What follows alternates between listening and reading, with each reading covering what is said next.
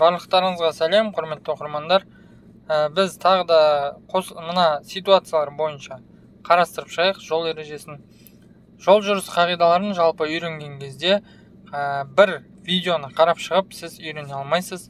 Оны сіз өзіңіздің миыңызда сақтап қалу үшін, толық түсініп алу үшін сіз көптеген мысалдарды, көптеген ситуацияларды қарап шығуыңыз керек.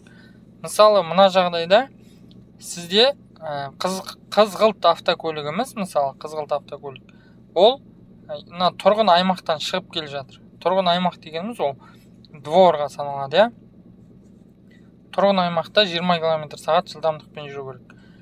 Мынау тұрғын аймаққа кіру, ал мынау тұрғын аймақ аяқталды деген белгі.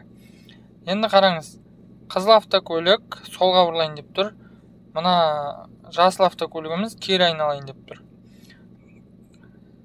Немесе мына жолға түсейін деп тұр. Қараңыз енді. Әрине, мына тұрғын аймақтан шығатын көлігіміз, қызғылт түсті көлік. Әрине, ол барлық көлікке жол береді. Себебі автоматты түрде мына тұрғын аймақ екінші дәрежелі жолға саналады. Одан кейін міне екі көлік тең дәрежеде тұр. Бұл жағдайда тең дәрежеде тұрғанда сіздер білесіздер, оң жақтан кедергіні өткізу керек. Яғни қызыл автокөлік мына жасыл автокөлікке оң жақтан кедергі болады. Сол себепті ол бірінші жүру керек. Одан кейін жасыл автокөлігіміз жүреді, сосын қызғылт. Келесі жағдайды қараңыз. Келесі жағдайда міне светофор жасамай қалған. Енді мына жүргізушілер осы қиылыстан рет-ретімен өту керек.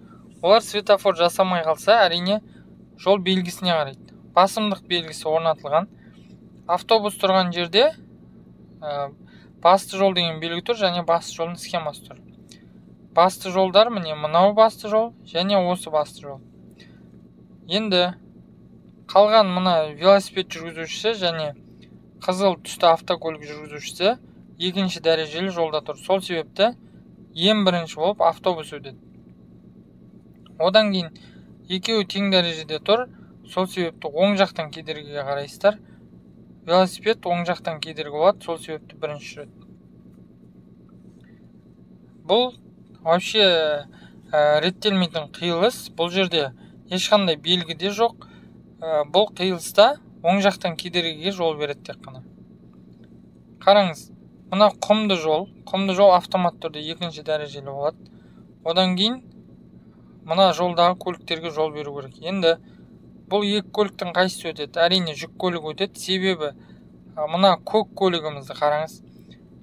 Солға бұрылды десек, ол кезде мына жүк көлігіміз оның оң жағынан шығады. Сол кезде оң жақтан кедергі пайда болады. Түсіндіңіздер ме? Сол себепті жүк көлігі бірінші өту керек. Сосын барып көк көлігіміз. Келесі жағдайды қараңыз. Мотоцикл жүргізушісі мына заправкадан шықты. Жанармай бекетінен шығып жатыр, Енді ол әрине жолдағы көліктерге жол береді. Бұл сіздерге ешқандай қиындық тудырмайтын шығар. Келесі жағдайды қараңыз.